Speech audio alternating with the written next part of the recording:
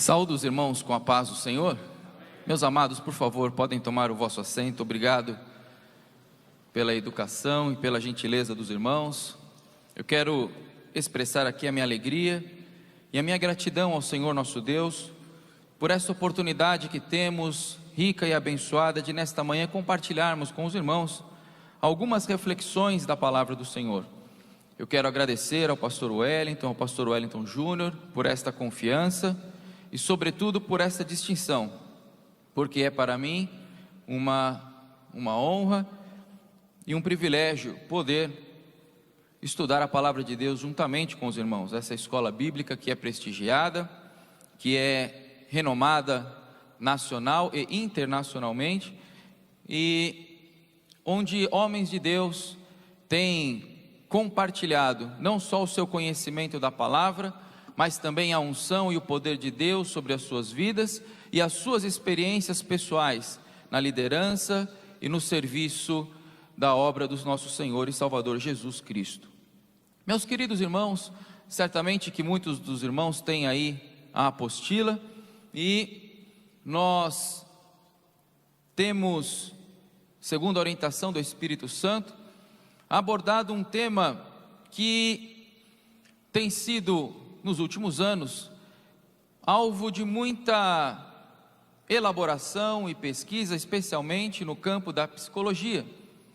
Fala-se muito hoje em resiliência, e um conceito que antes era mais aplicado a materiais, a engenharia de materiais, de produção de materiais, hoje é lugar comum quando se fala na experiência e na vivência sentimental e psicológica do ser humano.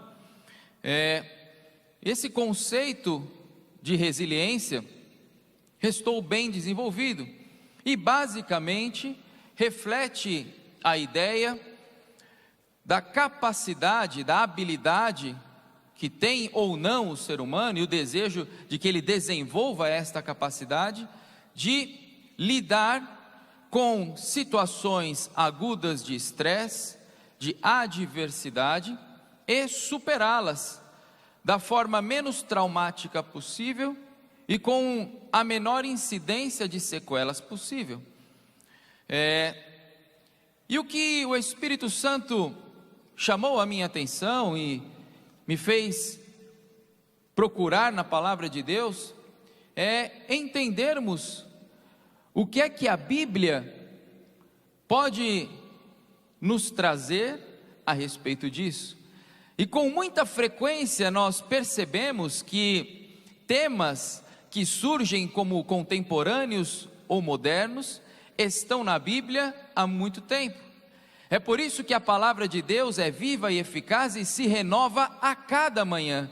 Não existe um único aspecto da vida do ser humano que não esteja abordado na palavra de Deus. E os irmãos que estão com as suas apostilas aí puderam ver que, a título de introdução, eu usei como alegoria uma característica do nosso sistema de governo, do nosso ordenamento jurídico, que é o poder que os chefes dos executivos, governadores, prefeitos e o presidente da república têm de regulamentar especificar as normas legais. Então, é comum que, por exemplo, o legislativo, o Congresso Nacional, edite uma norma, por exemplo, eu dei aqui o exemplo do Estatuto do Desarmamento, que diz lá que é crime portar arma de uso restrito, mas a lei não diz o que é arma de uso restrito. Cabe ao presidente da república editar um decreto explicando o que quais são as armas de uso restrito, e nós vemos isso acontece nas mais diversas searas da vida da sociedade. Isso é comum também nos estados, no município, e às vezes a gente precisa olhar para a Bíblia com esta compreensão. Jesus muitas vezes trouxe lições e princípios de caráter amplo, de caráter genérico, e aí depois vinha, por exemplo, o apóstolo Paulo, e com revelação e com a unção do Espírito Santo explicava um pouquinho, com um pouquinho mais de detalhes, o que é que Jesus havia dito. Nós precisamos ler a palavra de Deus, entender esta palavra de Deus, fazendo essas conexões. Agora é importante nós sabermos que aquele que explica, aquele que regulamenta, aquele que detalha, não tem poder para ir além daquele que estabelece a norma. E nós encontramos na Bíblia, Jesus muitas vezes trazendo algumas ideias que se relacionam a essa concepção de resiliência, da capacidade do ser humano de perseverar na adversidade, de superar os traumas, de vencer as tribulações.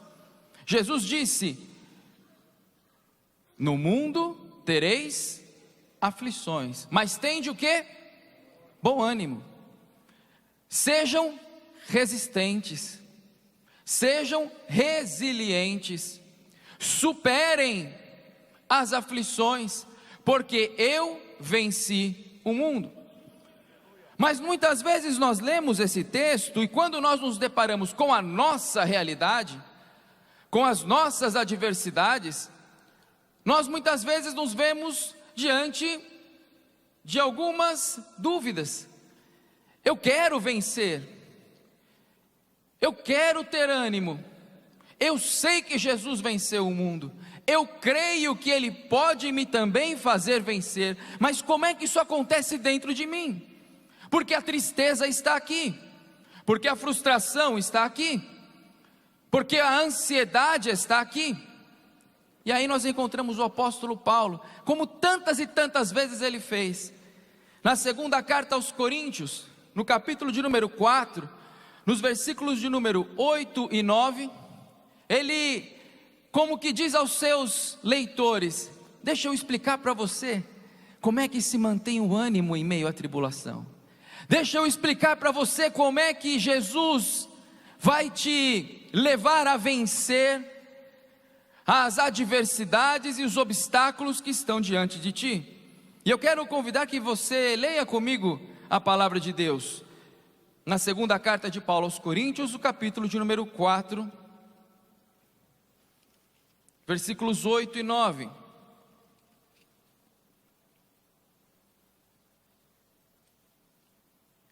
Em tudo somos atribulados, mas não angustiados, perplexos, mas não desanimados, perseguidos, mas não desamparados, abatidos, mas não destruídos.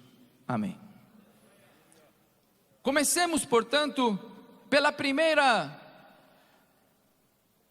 dupla, primeiro binômio que o apóstolo Paulo refere: atribulados, porém não angustiados.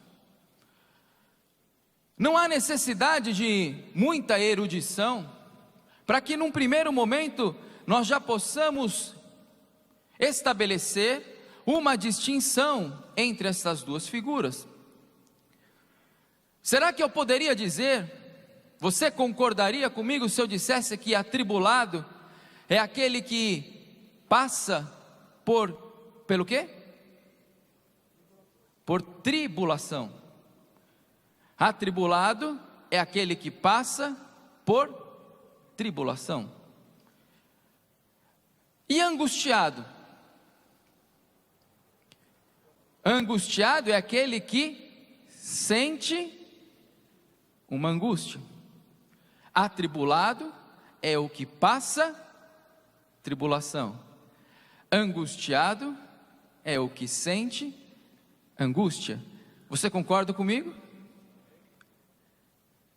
Você consegue perceber a diferença entre essas duas figuras?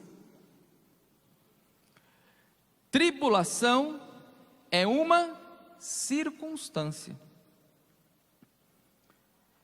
Angústia é um sentimento. Tribulação é uma circunstância. Angústia é um sentimento. Até aqui tudo parece muito óbvio, muito evidente. Mas qual é a repercussão dessa diferença? A repercussão é que a tribulação, sendo uma circunstância, vem de fora para dentro. E a angústia, sendo um sentimento, vem de dentro para fora. Até aqui tudo bem? E qual é ainda a repercussão dessa diferença? Certa vez Jesus foi procurado pelos religiosos, pelos fariseus, que questionaram os seus discípulos, porque os seus discípulos não lavavam as mãos antes de se alimentarem. E o que é que Jesus respondeu a eles? O que contamina o homem é o que vem de dentro para fora ou o que vem de fora para dentro? Mateus capítulo de número 15, versículo de número 11, Jesus disse: o que contamina o homem não é o que entra na boca, mas o que sai da boca. Isso é o que contamina o homem. Depois à frente ele explica: tudo o que entra pela boca desce para o ventre e é lançado fora, mas o que sai da boca procede do coração. Isso é o que contamina o homem. Daí nós podemos compreender que a tribulação, que é exterior, é o que vem de fora para dentro, ela não é perigosa para o crente, mas a angústia que é interior, que vem de dentro para fora, esta sim é perigosa, porque pode afastar o homem de Deus, porque pode minar a fé, porque pode comprometer a caminhada cristã. O sábio disse, no capítulo 15, no versículo 13 do livro de Provérbios: o coração alegre aformoseia o rosto, mas pela dor do coração o espírito se abate. Quando Paulo se refere à paz que excede a todo entendimento, Paulo está justamente se referindo àquele que é atribulado, que ele tem uma circunstância exterior, mas que não contamina o seu interior. Ele é atribulado, mas não angustiado. Ele é atribulado, mas no seu coração há paz, no seu coração há gozo, no seu coração há alegria. Na segunda carta aos Coríntios, no capítulo 7, 3 capítulos depois do que lemos, no versículo 4, o apóstolo Paulo diz que está transbordando de gozo na tribulação. Atribulado, mas não angustiado. Bendito seja o nome do Senhor. Não permita que o que vem de fora para dentro contamine o teu homem interior. Não permita que a tua circunstância dite os teus sentimentos. Aleluia. O Senhor tem saúde para a tua alma. O Espírito Santo tem paz para o teu espírito. O Senhor Deus tem segurança para a tua mente. Muito embora a circunstância externa possa ser desfavorável. Mas vamos para frente. Em segundo lugar, o apóstolo Paulo refere-se àquele que está perplexo, mas não desanimado. Perplexo, mas não desanimado. Perplexidade é sinônimo de surpresa. Perplexidade é sinônimo de momentânea desorientação sobre uma circunstância inesperada. Hesitação. Desânimo, por outro lado, diz com a falta de disposição em agir. O perplexo é aquele que não sabe momentaneamente o que vai fazer. O desanimado não está disposto a fazer. O perplexo é aquele que não sabe momentaneamente como vai fazer, ou o que vai fazer. O desanimado não está disposto a fazer. Pense agora comigo num momento bíblico que todos nós conhecemos muito bem. Moisés, acampado com o povo de Israel, que havia acabado de sair do Egito, a morte dos primogênitos, o povo sai, levando os despojos, mas assim que o povo de Israel deixa o Egito, Faraó se arrepende e vem ao encalço do povo, e nós temos aquele momento que é tão agudo, em que Moisés, com todo aquele povo, mulheres e crianças, tendo à frente o mar, tendo a retaguarda os exércitos de Faraó, e eu sei que é um relato que você está muito habituado a ler, mas vamos ao livro de Êxodo, capítulo de número 14.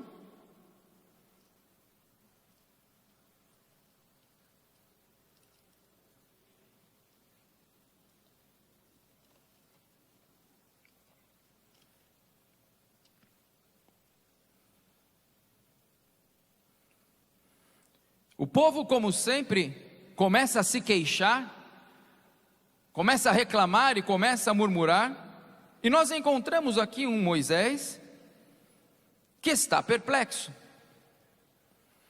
Versos de número 13 e 14. Moisés, porém, disse ao povo: não temais, estai quietos, e vede o livramento do Senhor, que hoje vos fará, porque os egípcios que hoje vistes, nunca mais vereis para sempre. O Senhor pelejará por vós, e vos calareis. Mas veja o versículo de número 15, o versículo seguinte. Talvez na sua Bíblia, como na minha, tenha até o início de um novo subtítulo temático. Então disse o Senhor a Moisés: por que clamas a mim? Será que você pode perceber, como eu, que entre os versículos 14 e 15, nós temos um acontecimento fundamental que não está registrado na Bíblia, mas aconteceu. Moisés foi buscar a Deus. Nós não conhecemos qual foi a oração, mas nós entendemos pela resposta de Deus, porque o verso 15 só relata a resposta de Deus a Moisés. Por que clamas a mim? Moisés foi clamar a Deus para saber o que fazer. Tanto é isso que em seguida Deus diz: por que você está clamando a mim? Diga ao povo que marche, levanta a vara, levanta a mão sobre o mar, porque este mar vai se abrir. Quando o povo procura a Moisés, ele é um homem perplexo. Ele não sabe o que Deus vai fazer, mas ele sabe que Deus vai dar o livramento. Porque ele diz ao povo: os egípcios que hoje vocês estão vendo, nunca mais os vereis, porque Deus pelejará por vós, e vós vos calareis. Bendito seja o nome do Senhor. Ele está perplexo porque a circunstância é inesperada, mas ele mantém firme a sua confiança em Deus. Ele não sabe como Deus vai agir, ele não sabe o que Deus vai orientar, mas ele está disposto a obedecer. Ele está disposto a agir, ele está disposto a fazer conforme a orientação de Deus. É possível até que Moisés imaginasse que Deus fosse de alguma forma enviar um exército, porque ele fala em peleja, né? O Senhor pelejará por vós. Mal sabia ele que Deus iria afogar aquele exército todo no mar. Agora, uma circunstância completamente diferente é a de Elias. Depois de toda aquela matança dos profetas de Baal, ele recebe aquela ameaça de Jezabel: olha, eu terei a tua cabeça aqui, você será como um deles que você matou antes que você espere. E Elias, capítulo 19 do primeiro livro dos Reis, Elias foge, deixa o seu moço em Berseba e vai para o deserto. Caminha por um dia, senta debaixo do pé de zimbro e pede o quê? E pede a morte. E é interessante até que, lá no versículo de número 6 do capítulo 19, está registrado: e olhou, e eis que à sua cabeceira estava um pão cozido sobre as brasas, e uma botija de água, e comeu, e bebeu, e tornou a deitar-se. Quem está desanimado, não percebe sequer a provisão de Deus. Nós encontramos alguém que, como Moisés, estava diante de uma circunstância inesperada. É possível que Elias imaginasse que depois de toda aquela prova do poder de Deus diante da idolatria, que Acabe fosse se render, que Jezabel fosse se prostrar ao Senhor. Mas ao invés disso, o coração dele se tornou ainda mais idólatra e ainda mais afrontoso ao Senhor. Elias não está apenas perplexo, mas Elias está desanimado. Diante da adversidade, Moisés pediu orientação a Deus, Elias pediu a morte. Essa é a diferença entre o perplexo e o desanimado. O desanimado não está disposto a reagir. Aleluia. Tem um livrinho de um autor que se chama Brennan Manning. Ele tem vários livros, são todos curtinhos, e quem tiver possibilidade de ler, eu recomendo, todos são muito bons. E um dos livros dele se chama Confiança Cega.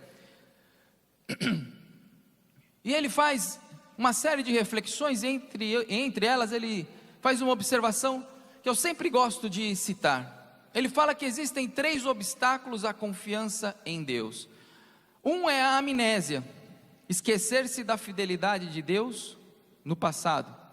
O outro é a inércia, não agir de acordo com a promessa de Deus no presente. E o terceiro é o amanhã, né? O relegar-se para amanhã o que Deus pede que eu e você façamos hoje. E esta é a imagem do desanimado. É aquele que se esquece da fidelidade de Deus no passado. É aquele que não está disposto a agir de acordo com a promessa de Deus hoje. E é aquele que está sempre empurrando para amanhã aquilo que Deus está pedindo para que ele faça hoje. Talvez alguns de nós tenhamos nesta manhã chegado aqui com este peso de desânimo sobre a sua vida. E o Espírito Santo fala contigo. Talvez você esteja empurrando para amanhã alguma coisa que você sabe que Deus está pedindo para que você faça hoje. Talvez você esteja como Elias, diante de uma adversidade, pedindo para si a morte, talvez não a morte física. A morte aqui é equivalente ao fim de um trabalho, de um período, sobretudo de um ministério. Não sou melhor do que os meus pais, pode tirar a minha vida. Mas a provisão de Deus está aí do teu lado. Deus está nesta manhã te provendo pão, Deus está te provendo água, e talvez até aqui o teu desânimo te impediu, como impediu a Moisés de ver a provisão de Deus, mas Deus está provendo e está dizendo: o teu caminho ainda é longo. Deus tira do teu coração este desânimo, e talvez você esteja perplexo, mas a partir de hoje, você deixará de estar desanimado. Peça orientação a Deus, porque Deus dará o caminho de livramento, Deus dará um caminho de vitória, bendito seja o nome do Senhor. Haja hoje de acordo com a promessa de Deus, não haja de acordo com as circunstâncias à tua volta, mas reaja de acordo com aquilo que o Senhor prometeu à tua vida. Bendito seja o nome do Senhor. Em terceiro lugar, perseguidos, mas não desamparados. Quando a gente fala de perseguição, nos tempos de hoje, isso adquire um colorido muito especial.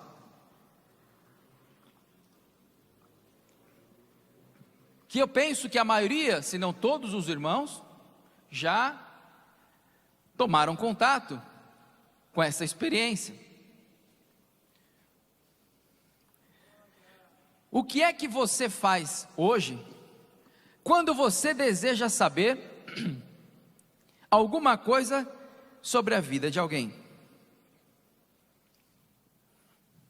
Alguém te diz assim: olha, o fulano viajou para tal lugar e fez uma viagem maravilhosa. Você viu as fotos? Ah, eu não vi, eu quero ver aonde estão essas fotos. Aonde estão?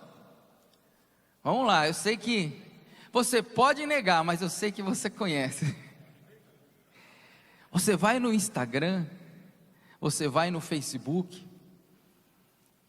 Quando você quer saber se uma figura, e todos nós somos assim, viu? Pode ficar tranquilo, eu também sou. Eu não tenho Facebook nem tenho Instagram, mas eu acompanho, eu vejo o que acontece. Quando alguém diz assim: ah, olha, fulano é blogueiro, né? Blogueira, é muito conhecido. Como é que você sabe se a pessoa é realmente conhecida? Você entra lá no Instagram dela, no Facebook, e você vê o quê? O que você olha lá? A beleza das fotos? Você vê o que ele escreveu de bom? O que você vai olhar logo? Quantos seguidores. É bom que você vá se desinibindo, não tem problema. Você não vai perder a sua consagração hoje à tarde porque você foi olhar o Instagram. Quer dizer, eu acho, né? Também estou falando aqui. Você vai procurar quantos seguidores a pessoa tem. Ah, esse aqui tem 300 seguidores. Agora esse aqui tem 100, 200, 300 mil seguidores. Ah, o que ele fala se espalha no país, alguns até no mundo. Qualquer coisa que ele poste ali, pela quantidade de seguidores. Agora, pensa aqui comigo. Será que a maior parte desses seguidores está ali? Por quê? Procurando o quê? Principalmente dessas celebridades. Procurando o que pode dar bochicho. E coisa boa dá bochicho? Coisa boa não dá bochicho. Escândalo não dá bochicho. Aliás, escândalo é o que dá bochicho. Ninguém coloca assim: puxa, olha, você viu que legal, ele foi lá e doou 50 mil vacinas para... Agora, se a pessoa furar a fila da vacina, ó, você viu? Fulano foi lá e furou a fila da vacina. O que dá escândalo é o que dá. Então, na verdade, muitos dos seguidores não são seguidores, são perseguidores. Perseguidores. E eu falo que a Bíblia é muito atual, porque é. O escritor aos Hebreus, escrevendo tanto tempo antes dessa nossa realidade virtual, dessa praça digital que vivemos hoje, ele escreveu, portanto, no capítulo 12, verso 1 da carta aos Hebreus: portanto, nós também, pois que estamos rodeados de uma tão grande nuvem de testemunhas, deixemos todo o embaraço e o pecado que tão de perto nos rodeia, e corramos com paciência a carreira que nos está proposta. Cercados de tão grande nuvem de testemunhas. O apóstolo Paulo, na carta aos Filipenses, escreveu: para que sejais irrepreensíveis e sinceros filhos de Deus, em meio a uma geração corrompida e perversa, entre a qual resplandeceis como astros no mundo. É isso aí.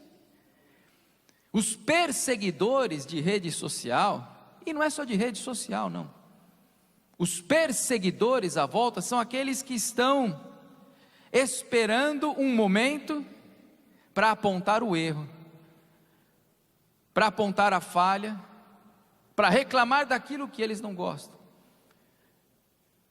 E eu sei que nesta manhã eu estou falando para pessoas que têm uma incumbência especial na casa do Senhor.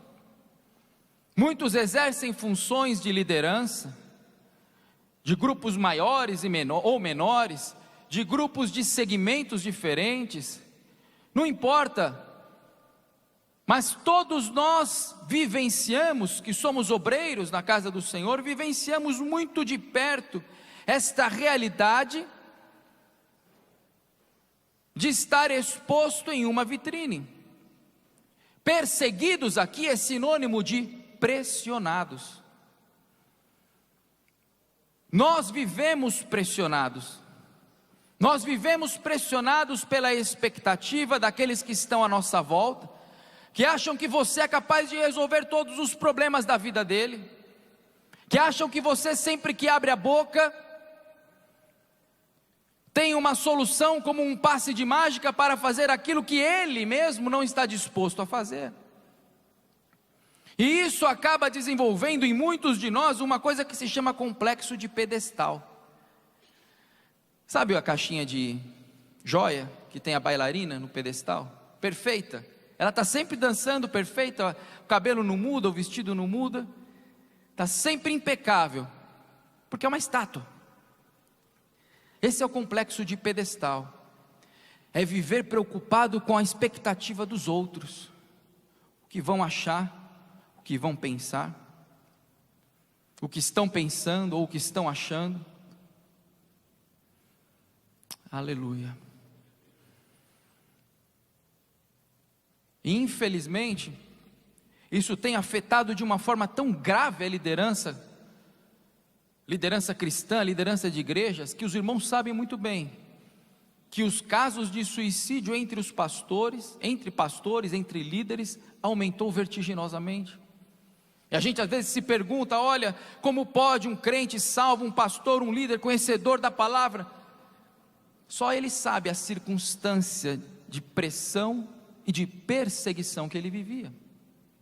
O Conselho da Juventude tem um projeto no forno aí que está sendo conduzido pelo pastor Osmarzinho, com a esposa, a irmã Valquíria, que é psicóloga, e que é exatamente um apoio para líderes, pela percepção de quanto os líderes se tornaram o local onde os problemas dos outros desembocam, mas eles próprios precisam de respaldo e de apoio.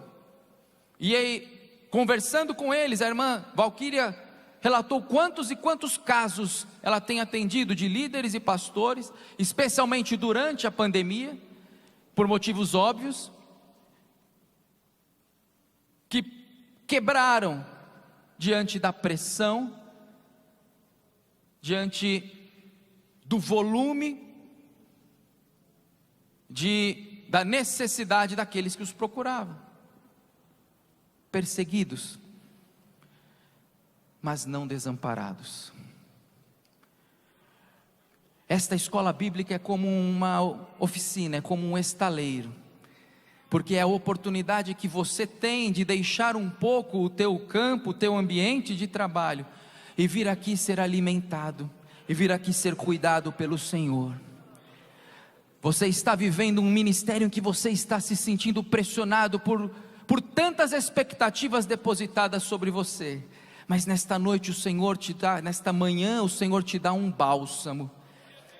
Deus não persegue, aleluia. Deus não persegue, Deus não persegue, porque Deus a ninguém tenta, aleluia. Deus não persegue, Ele guia. Não foi assim com o povo no deserto. Deus não persegue, Ele guia. Deus não pressiona, Deus abençoa. Bendito seja o nome do Senhor, aleluia. Os homens pressionam, a religião pressiona, mas a verdade liberta. Bendito seja o nome do Senhor, aleluia, aleluia. Imagine uma panela de pressão sem aquele pino. E é assim que muitas vezes nós nos sentimos, sem válvula de escape. E eu sei que o Espírito Santo fala com vidas nesta manhã, que chegaram aqui nesta condição. Se você pudesse ser descrito, você se descreveria como uma panela de pressão. Mas Deus está colocando uma válvula de escape hoje sobre a tua vida, um pino.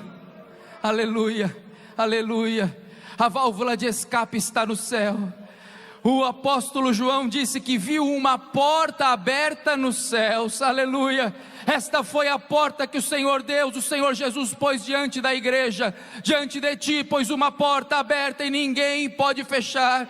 Esta é a porta do céu, ela foi aberta pelo sangue de Jesus, ninguém pode fechar esta porta está aberta para ti nesta manhã. Esta porta está aberta para ti nesta manhã. Se você está se sentindo pressionado, olhe a porta aberta no céu, é a porta de escape. Clame a Deus, busque ao Senhor, Ele alivia a tua pressão.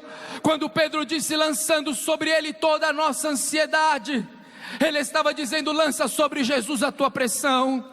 Lança sobre Jesus aquilo que está te pressionando, porque Ele está cuidando de ti, Ele está cuidando do teu ministério, aleluia. Lembra-te do mestre do navio, quando Jonas estava dormindo lá no porão, no meio da tempestade. Aquele mestre que é a imagem do Espírito Santo, chama a Jonas, desperta Jonas e diz, o que é que você tem, dorminhoco? Levanta, clame ao seu Deus, porque há de ser que Ele terá misericórdia de ti e de nós. Em nome de Jesus, o Espírito fala a ti nesta manhã. Levanta, clama ao seu Deus, porque ainda há uma porta aberta nos céus para ti. Você não vai sucumbir à pressão. Você pode estar perseguido, mas você não está desamparado. Deus é contigo, as promessas dele são fiéis e verdadeiras. Bendito seja o nome do Senhor.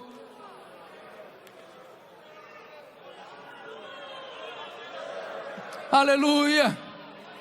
Quando a pressão aqui se torna insuportável, lembre-se da porta aberta no céu. Bendito seja o nome do Senhor. E vamos terminar. Abatidos, mas não destruídos. Abatido é prostrado, colocado em posição inferior. Destruído é perecido eternamente. Já podemos perceber que entre essas duas posições há uma diferença fundamental, porque destruído como perecido eternamente nos remete a um plano diferente, ao plano da eternidade. Lembre-se aí da parábola do rico e do Lázaro, e você vai compreender exatamente a diferença entre abatido e destruído. O rico teve uma vida de regalias, mas findou destruído. E Lázaro? Lázaro teve uma vida de abatimento, mas não foi destruído. Terminou vivo. Jesus disse que nós não deveríamos temer os que matam o corpo, mas os que matam a alma. Isto é, nós não devemos temer aquilo que nos abate, nós devemos temer aquilo que nos destrói. E o que é que nos destrói? O que é que te destrói? O que é que me destrói? As lutas da vida nos abatem, mas o que é que nos faz perecer eternamente? O pecado. Quando Jesus disse que nós não devemos temer os que matam o corpo, mas os que matam a alma e a jogam no fogo, Ele estava dizendo, olha, não tenha medo daquilo que te abate, não tenha medo das circunstâncias da vida, das tribulações da vida. As lutas te abatem, o pecado te destrói. Aleluia. Abatido? Abatido, como eu disse, é prostrado. E se você está prostrado nesta manhã, não se esqueça que é prostrado que se adora a Deus. Eu disse aqui que abatido é colocado nos andares de baixo. E esse belo edifício só está aqui erigido de uma forma tão linda, tão suntuoso, porque nos andares de baixo tem muito alicerce. Eu e você só conseguimos ver a beleza do que está acima do solo. Eu e você só conseguimos contemplar a suntuosidade do que é exterior. Mas se não fosse o alicerce, não haveria possibilidade de que esse peso fosse suportado. Quando nós estamos abatidos, Deus está trabalhando nos nossos alicerces. Quando nós somos colocados nos andares de baixo, Deus está preparando o alicerce para que o peso que Ele tem para ser colocado sobre mim e sobre você possa ser suportado. Sem um alicerce forte, sem um alicerce robusto, a casa ruiria. Abatido, o local do abatimento, ou o tempo do abatimento, é o tempo de formação do caráter espiritual. É no fervor do fogo que a fé é forjada. Ezequias disse: foi para a minha paz que eu estive abatido, que eu estive em amargura. No livro do profeta Isaías, no capítulo de número 57, no versículo 25, o Senhor Deus diz: num alto e santo lugar habito, mas também com o abatido, e também com o contrito. Aleluia, aleluia. Se você está num tempo, num local de abatimento, tenha paz no teu coração, porque Deus habita contigo. Ele habita com o abatido, Ele habita com o contrito, para vivificar o espírito do abatido, para vivificar o coração do contrito. Bendito seja o nome do Senhor. Se você está abatido, regozije-se no Senhor, porque você está abatido, mas não destruído. Você está abatido, mas está vivo. Você está abatido, mas está espiritualmente vivo. Você fala, os céus escutam. Você abre os lábios, o Senhor responde. Você tem lágrimas nos olhos. Você tem línguas estranhas nos teus lábios. Você abre a boca, o Senhor te usa. Você canta, o Senhor ministra. Você pode estar abatido, mas você está vivo espiritualmente. Está abatido, mas o teu nome está escrito no livro da vida. Está abatido, mas o teu lugar está guardado no céu. Está como Estevão, tomando as pedradas, mas contemplando o Senhor Jesus, o céu aberto, e o Senhor Jesus olhando para ti. Este é meu servo fiel. Bendito seja o nome do Senhor. Abatido, mas não destruído. Que Deus abençoe a cada um de vocês em nome de Jesus. Amém.